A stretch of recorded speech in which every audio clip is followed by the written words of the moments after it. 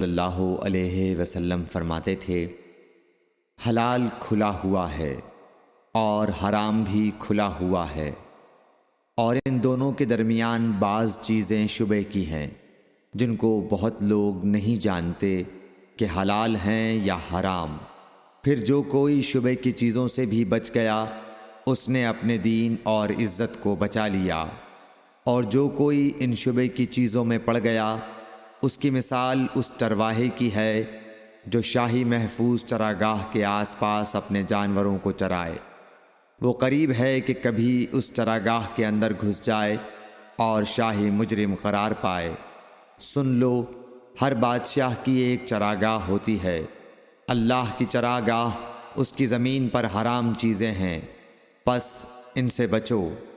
اور سن لو، بدن میں ایک گوشت کا ٹکڑا ہے، جب وہ درست ہوگا سارا بدن درست ہوگا، اور جہاں بگڑا سارا بدن بگڑ گیا۔ سن لو، وہ ٹکڑا آدمی کا دل ہے۔ صحیح بخاری حدیث نمبر 52۔